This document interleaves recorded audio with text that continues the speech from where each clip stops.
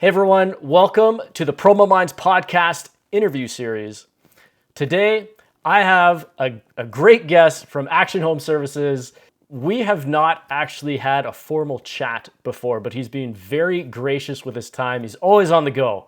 And you'll see he's in his home office, which is his truck right now. He's en route to another certification. If you check out Action Home Services, they're located in the Vaughan area. They do a plethora of renovations and construction projects, including swimming pools, landscaping, driveways, snow removals, and a ton more. And like I said, they have so many certifications. It's incredible. They're part of the Pool and Hot Tub Council of Canada, Landscaping Ontario. They're bomber certified, and I don't want to keep him too long because, like I said, he's being very gracious with his time. They're pulled over at a truck stop right now en route to another training. So please welcome John from Action Home Services. Hi, Steve. Thank you very much Hey, for having me here. yeah, thanks for taking the time to join us here. It's I wasn't expecting you to be on the road, but I think this is awesome. So thank you.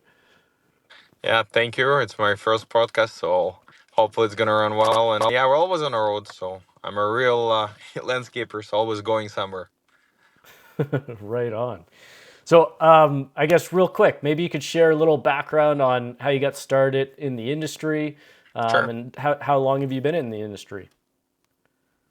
Yeah, so my name is John Karpov. I've been in the industry for 10 years. We started off as a driveway sealing company, so not really a pool or landscaping company. That's how the company got started. And as we were doing driveway sealing and asphalt repairs, customers were constantly asking us to do some additional landscaping work, and we started to do more and more services. And eventually, we start building pools, doing all kinds of carpentry work. At this point, right now, our company still offers asphalt sealing services, but it's almost a different department. So my friend takes care of it, and I focus mostly on pools and landscaping. Yeah, and that's what we leave every single day: pools and landscaping. That's amazing. I saw you guys were recently at a home show this past weekend, and Hmm. you had on your social media you had introduced, I don't know, there's probably 6 or 7 people in this video, Yeah, and every single person had something different that they were focused on. So yeah. how did the show go? It's actually not finished. Monday and Tuesday are days off for the show. So there's going to be one more weekend. So if anybody is interested in coming to the show, feel free to text us or email us. We'll get you free tickets. Steve, you're more than welcome to come yourself as well and check us out. We have quite a few cool promos going on there, but most importantly, we're the only ones doing a live design. So we have two in-house designers. So if customer has a picture of their backyard, that's all we need. We can actually design the project right in front of you live, so you can actually visualize it. It's all free of charge during the home show, so customers can actually see. And yeah, we've got our entire team there. We've got our asphalt division. We've got our pool and landscaping division. You can come and meet our sales guys. You can come and meet our PMs, me, myself. Our entire senior team is there every single day. That's amazing. And whereabouts is it? It's in downtown Toronto and our care center. Okay, yes. Awesome. Well, thank you. I appreciate that invite. And that sounds really cool. The you just bring a picture of the backyard, just from your back doorstep, and you're good to go. 100%. That's all we need. Yeah. So it's preliminary step, which is basically just to get a customer an idea of what we're able to do during design stage. If you want to go like a more comprehensive one, we'll definitely need to do a site visit to review the property. But if customer just trying to understand what is the size of the patio would actually work best for them, we could literally design it right in front of them. A lot of people are actually showing interest in it because they're not sure if design is a good start for them or not. They don't want to spend money in design, so they can come talk to our designers, see them, and that's a whole beautiful thing about the home show, right? You get to meet the entire team. To be honest, I think this is the only one time in a year where uh, we can see each other all in one room for the full day. It never happens in our company. Everybody's so busy doing some other things, and it's during the home show everybody's there, so it's awesome. Wow, that's amazing. So I'm gonna definitely do a snippet of this and put it out on my social medias and whatnot. And yeah, so definitely get down to the Enercare Center in downtown Toronto. Perfect. I You love it. uh, you sound like a very passionate guy, John. And I'm curious, what so you said you've been doing this for 10 years. Mhm. So what do you enjoy the most about the industry? I think I enjoyed the most building this company with my team and doing something what nobody never done before. We're doing things very much different than most of the most of the guys in the market. And yeah, I'm extremely passionate. I love what I'm doing. Every day I wake up, and I don't think there was a day when I worked less than 14, 16 hours a day, but every single day I love it. That's amazing. And I did notice that some of the people that I've seen across your social media, um, they also share kind of that same passion as well. And I guess maybe as a leader, how do you go about, or what's your secret on, finding and retaining great teammates? I wish I would have a simple answer for that. I don't think I have one. I still didn't figure out how I am able to do this because otherwise I would have scaled it faster. But ultimately, a lot of people who work in our company started at the very bottom. So they've started as being on site, and then eventually they scale up and try different positions.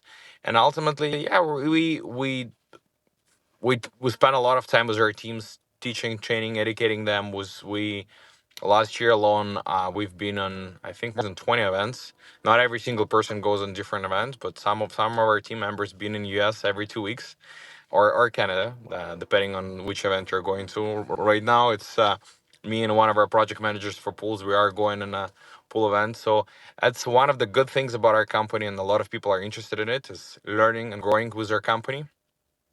Yeah, everybody's passionate about what we do. Everybody loves it. We love this market. We love where we work. We love what we do. That's why when we wake up every single day, it's not hard for us to get to this job because we actually enjoy it. That's amazing. And I gotta say, the I saw on your website you have like an entire section dedicated to talking about customer service. And I know there's a lot of companies that they just kind of put it in there as like a marketing ploy or whatever. But I mean, you guys actually really create a great experience. Like when I was trying to get in contact with you, I believe it was Camille that responded to me. She called me back and almost right away too, and we were able to level out some of the details and that was just to set up a podcast. So I could only imagine setting up an entire project, how that experience would go. So maybe you could share a little bit about just working on the customer experience. Yeah, I would love to. Yeah, we call it HS care. We take care of every single customer, regardless of size of the job. Yeah, if customer wants to get in touch with us, we always there within 24 hours to get in touch with them first, and then you have the full experience going from dedicated sales representative who'll be helping you throughout your estimating portion. He's gonna help you out to answer any questions if you have. Then you'll be handed over to one of our amazing designers who have years of experience in this industry. And then every single job has a dedicated project manager assigned to a job to make sure that everything runs smooth, all the questions are answered. At this point, I think we do have more reviews than anyone else in Canada in this specific industry, or at least we're very close of getting to that number. So, and yeah, reason we do it is we truly care about experience, right? So I want to make sure that every single customer, when they hire us, they're they get what they truly deserve, and they get this experience from the beginning till the end of making sure that they love every single step. That's amazing. Hey guys, if you're into hiking at all, I highly recommend subscribing to my YouTube page, Steve Leslie Hikes. That's Steve Leslie Hikes on YouTube. I have a lot of content on there from some of the crazy hikes that I've been on, including Angel's Landing in Zion National Park. And it'd be really cool to connect on there. So please check me out. Thanks. I guess when you started, Hmm. How many people were a part of your team? Well, it's just me. I started when I was Just you, alone. just you. It was just me. Yeah, we started off as I was doing door-to-door driving ceiling sales. So it was just me. Occasionally, a friend of mine was helping me out. And as the time went by, we were adding and hiring more people and scaling. And there were a lot of amazing people who joined us, and we kind of separated. And a lot of them stayed. Uh, yeah, and it's been a very long and interesting journey, but it's just the beginning for me. Yeah, that's amazing. And where did you learn your business knowledge? You seem very systematized with the approach to like how you just described the customer service area. I don't think I learned it anywhere. I'm still learning it.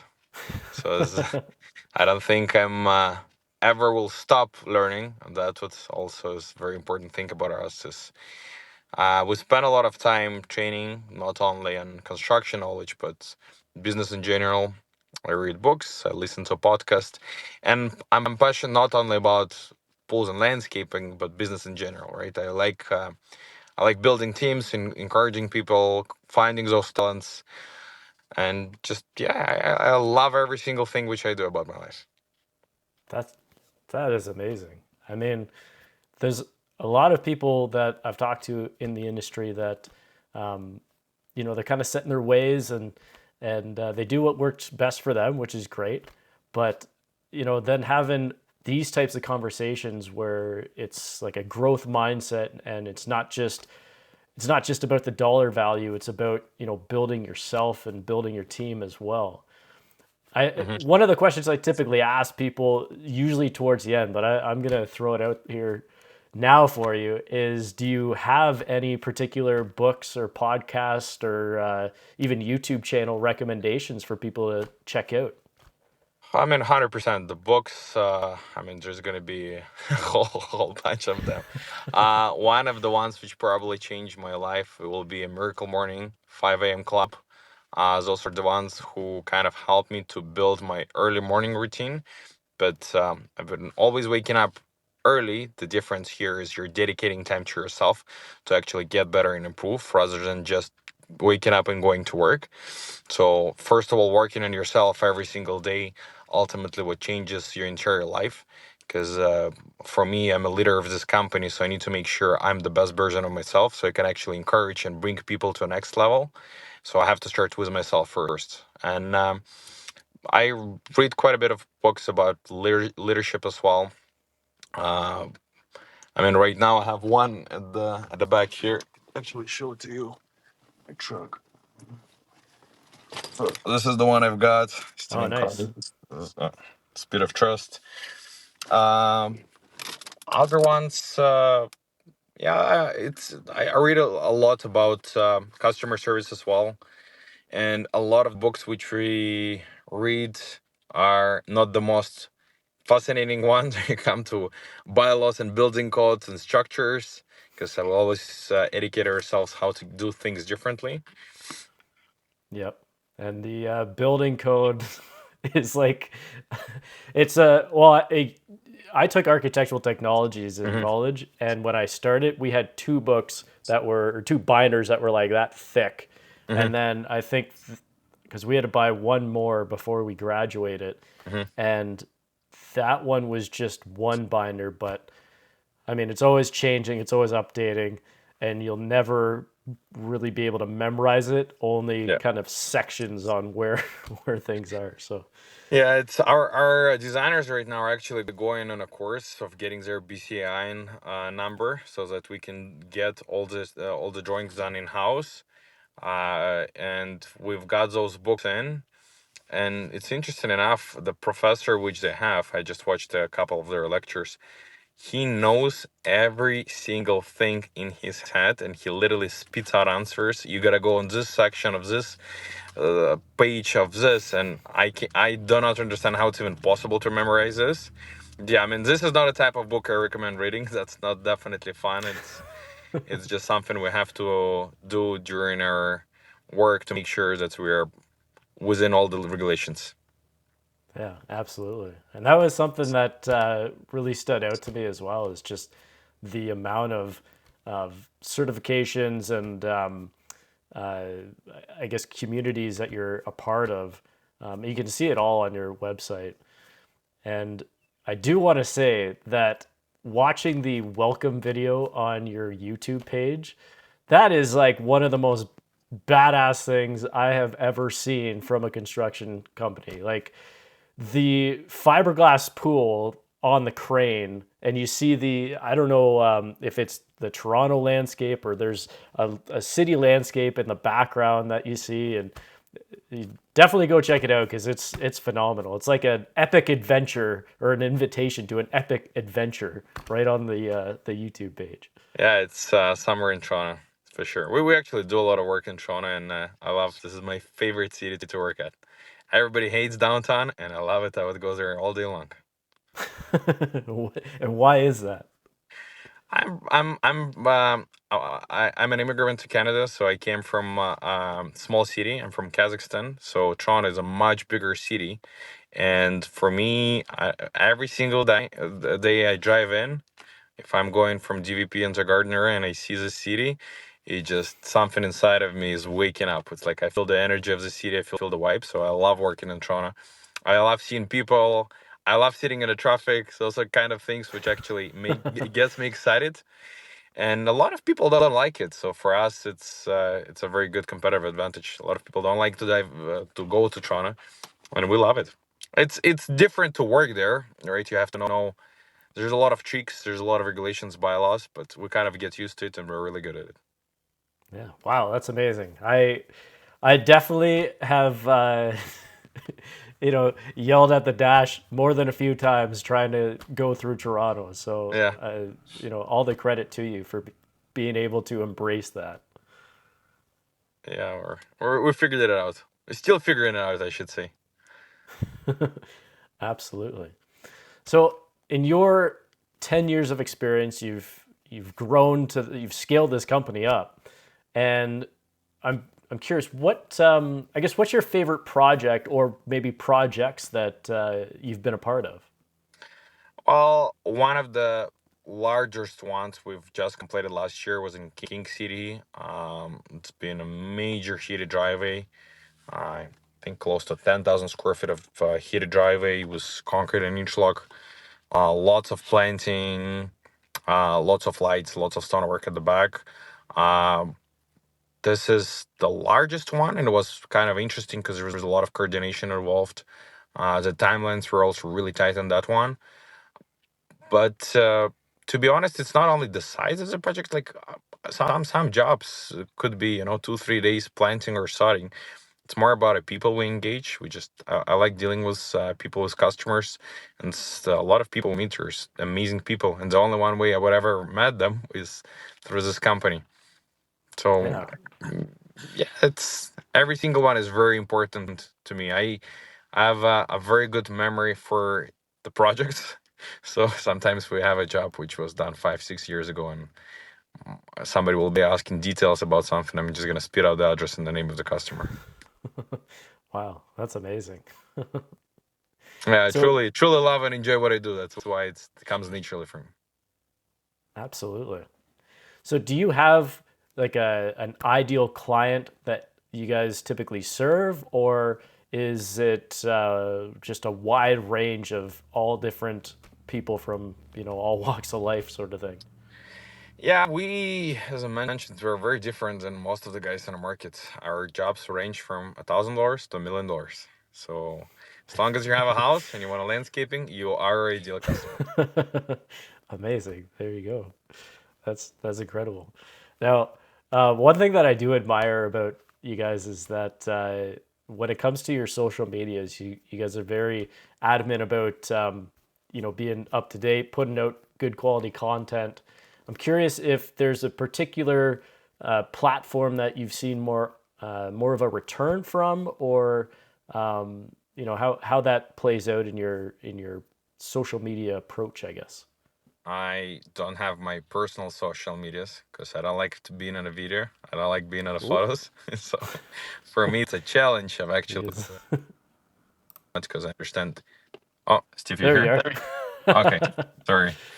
Yeah, I'm saying for me, I don't like being in photos or videos, to be honest, and I had to overcome myself so that I can actually, be a face of the company, so can people can see me before they even call our company, to actually have a relationship with us or build some sort of a trust.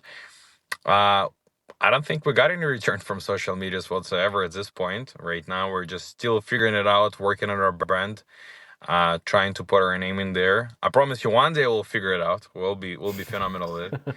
But it's a long term thing for us. We basically, yeah, we want to stand out, right, and we want to showcase our projects. We want to show our team. We want to make sure that people understand that we're legit. We ultimately want to take care of everything on their project, and we want to show them what the real HS care means. Absolutely. And I think just to kind of break down what you said, there's so much there's so much to unpack there because a lot of people that I see in the swimming pool industry, in the construction industry in general, like you said, a lot of people they're not they're not the most comfortable being in front of a camera. And Hmm. so they got to push past that. And I've heard it said that when you look at a list of fears that the average person has, the number one fear people have is public speaking. And the Yeah. number seven fear is dying. So people would rather die than speak in public. But it's like you need to do it, especially in today's day and age, because like you said, it helps to build trust before people even meet you. Hmm. And I've done speeches on this before, and anyone who's listened to any of my episodes previous to this, they can attest to this single component is if you look at do you know who Steve Harvey is? Yeah. So he did an interview on Shannon Sharp's podcast, Club Shay Shay, and he shared this story about Denzel Washington and himself going to a party. I'm not going to share the whole thing because I've said it so many times, but he essentially is sharing the difference between a TV star and a movie star. That Denzel says, pay attention to how you're treated. And when people treated Denzel Washington with a lot of respect and very formal, like calling him Mr. Washington, shaking his Hmm. hand, And when they saw Steve Harvey, they were like, Steve, what's up, man? Hey, you remember that time? And it was just a completely different experience because, and this is something that he points out in the interview. He said, you they people invite the TV star into their house every single night, and the only people Hmm. you invite in your house are people that you like, family, friends, that sort of thing. So that's why that dynamic was so different. So how you explained you want to kind of build trust before people even meet you, it's the same sort of notion or tactic, I guess. Not even a tactic; it's just reality. Yeah. It's a new reality. Absolutely. When this just reminded me because a few years back we had the pandemic come in and it was chaotic for a few years, and so I'm curious, how did you have to adjust in 2020 when that first happened, and what are you doing to approach I guess now the cycle has changed and everything. So maybe you can just first speak on to how you had to adjust during that first year. I mean, it was brutal. Definitely, we're not ready for it. Nobody didn't expect it's actually gonna happen. Neither did we, and we're not ready neither to all of the health restrictions. Most importantly, was a mess at the beginning because we deemed to be construction service, which was essential, but there were so many uncertainties. We ended up calling city multiple times asking if we can actually work. And one time we just got an answer from somebody saying, we don't know. He just, we don't have an exact answer. Uh, and yeah, we shut down, we reopened, shut down, reopened. And then ultimately, when we realized that everybody can actually work, we've resumed work to then all of a sudden we get this huge demand coming in, and then there was a huge shortage of materials, which ultimately changed the way we run operations till today, because we were not ready to deal with pre-orders 3, 4, 5 months in advance. If things were available, if you want to get something, you can order it and get it within a couple of days or a couple of weeks. Now, have to think of a month ahead. So our project management level was not there. We're not ready for it. So it was a lot of chaos. We went through the first year of pandemic, and the second one was better. But I can say that right now it kind of changes for good. We are a better company. We operate at a different level, and if it would have happened again right now, we would not be going through the same struggles. Everybody would have jumped on it, and everybody would have known what to do. But those years were definitely crazy for us. Yeah, for sure. And I gotta say, you're not alone in that. There's pretty much everyone Yeah. was dealing with the same thing because, like you said, it was so confusing with all the different regulations or mandates and stuff that were coming out, especially for businesses. You're like, uh, and then you call the hotlines and they say the same thing. I have no idea. So it was just kind of feeling it out as you went. 100%. Yeah, we couldn't even reach the hotline. It just one time we were able to get through, and someone picked up and they said, "Yeah, we don't know." Basically, hang up right after. After this, we decided to resume working. Yeah. And I guess now moving into the 2024 season and maybe even looking beyond that to the 2025 season, Hmm. what's how are I guess what's changed in the approach now? Because a couple of years ago it was like shooting fish in a barrel, and Hmm. now just from talking to different people, it's definitely a lot. It's a lot different. The buyer mentality has changed quite a bit. So maybe you can share a little bit about your approach to the season, or maybe some adjustments that you're making heading into the season. Uh, I wouldn't say there was any major. I mean, there is a major change for us, which is happening every single year because we grow and improve every single year. So COVID did show us the reality that we are a lot more fragile and vulnerable than I thought we were. And now when we go, we just understand that things may change tomorrow, and you just have to be flexible and adapt. And the sooner you adapt, the sooner you get out of it, and you could actually continue working. So with us, it's basically I gave us this thing of just changing and adapting all the time. So if there's a new idea which comes in, probably a lot of my team members hate me for this, but I may come up with an idea today, and then tomorrow I'm gonna say they're gonna be working and it all excited, and I'm gonna come and I'm gonna say, "Oh, scrap it! It's bad. I'm sorry. Let's move here." And then the following day I may come up with another idea. So we're jumping back and forth. Yeah, Yeah, it's kind of a normal reality of working in our company here. yeah, for sure, makes sense. I like that though. The ability to adapt, I think, is really cool. Yeah.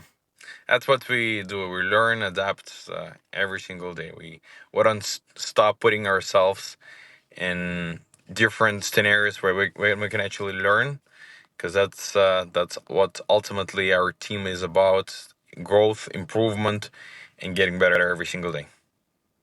Absolutely. So I'm curious, how many people do you employ now? It really depends on the time of the year because we're a very seasonal business.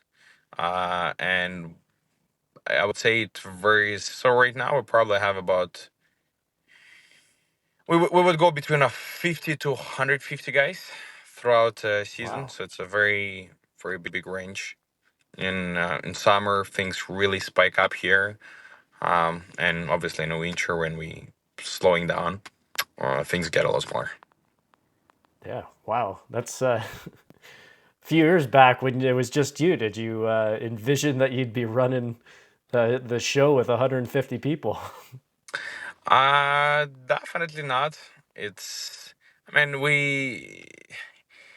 I don't consider it being big. There's companies in construction industry who are substantially bigger, and especially when you look, just across the border, in US, that's 150 people is nothing. Like they have companies in Yep. landscaping with thousands and thousands and thousands of employees. Um, so yeah, I don't even consider this being big.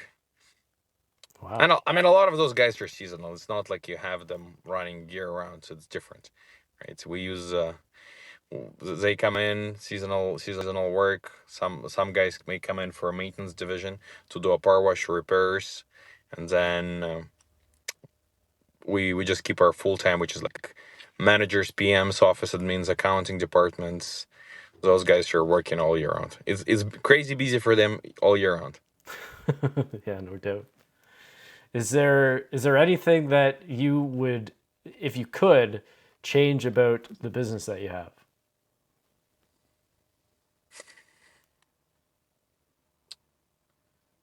Learn faster and grow faster. Right on. I like that. All right, John. Well, like I said, I'm very thankful that you have been pulled over at this truck stop to, participate in the show today. So I don't want to take up too much more of your time. I am curious, how can people connect with you if they want to reach out to you? I mean, there's lots of ways you can call our office. I'm gonna reach out to you myself. You can email us. You can message us on social medias. We're available. I'm not hiding from anybody. I'm always available for call, texts. I can jump on another podcast if somebody wants me there as well, or I can meet in person. I love Right meeting new on. people. Right on. I really appreciate it, John, and I'll put your Instagram handle below, and your email and whatnot. So we'll have those in the show notes or the description below, wherever you're watching or listening to this from. And Perfect. John, I really appreciate you coming on. This has been a really fun podcast to do. Like I said, you're a very passionate guy, and it definitely came through. So thank you very much. Awesome. Sounds good. Thank you very much for having me here too. All right, we'll talk soon. Bye. So there you have it. Another episode of the PromoMinds podcast interview series. That was amazing. Just learning from John about his, he seems to stay very humble and is always constantly learning. And I think that's amazing. Just hearing some of the books that he was sharing, and the fact that he mentioned the 5 a.m. club. And this is something that, we didn't really discuss too much about, but the 5 a.m. club actually played a huge role in my personal growth as well. And so anytime you get around people that are actively trying to grow, you're going to find some passion there. So definitely reach out to John and his crew. They do a lot of great stuff. Check out their Instagram, check out their YouTube, and check them out at the Enercare Center in downtown Toronto at the home shows. And anyways, thank you very much for tuning in to another episode of the PromoMinds podcast. I'm your host, Steve Leslie. And until next time, take care.